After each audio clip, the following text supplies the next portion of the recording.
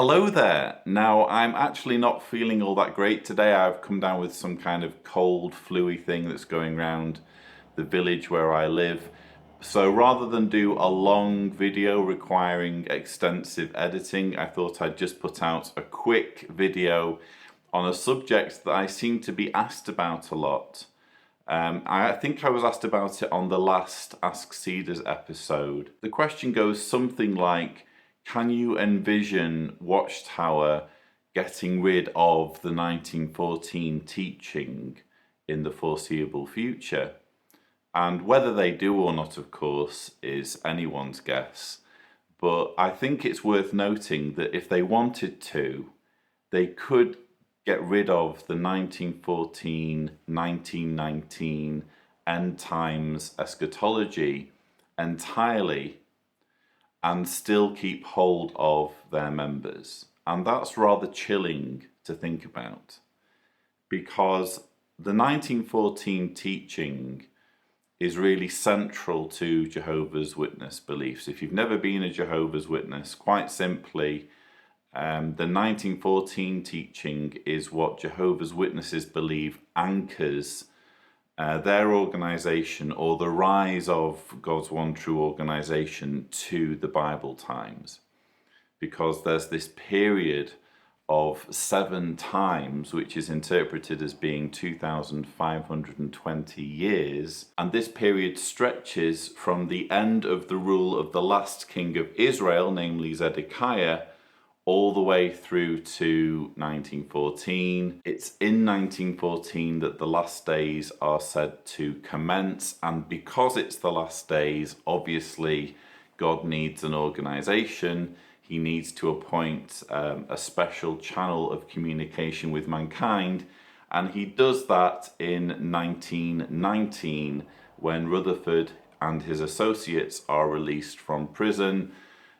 These Watchtower officials are appointed as Jesus' faithful and discreet slave. That, in a nutshell, is the eschatology of Jehovah's Witnesses. And straight away you can see a problem, namely that 1914 is drifting further and further back into distant history, so that you can no longer say that these are really the last days, or at least you can't say that the period following 1914 was this period of, well, it's called a short period of time in Revelation between Jesus establishing his rule in heaven, which he's supposed to do in 1914, and bringing about that rule on the earth. Clearly, over 100 years and counting cannot be considered a short period of time.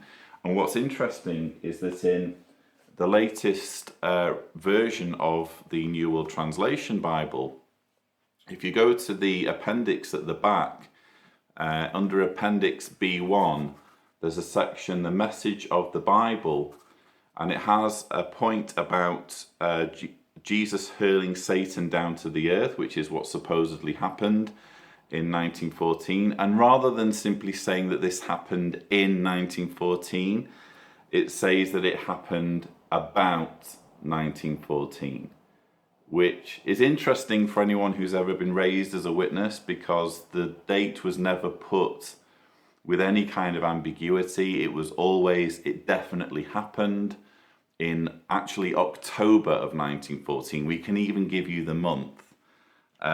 So for Watchtower to already be introducing a little bit of ambiguity over the date is interesting. Whether they actually have the creativity to get rid of 1914 is another question entirely, because most of the leaders of the organization have spent their entire lives with this date, and not just with the dates, but with this whole obsession with dates and with prophecies applying to certain dates and timelines. They love putting timelines in the books and magazines.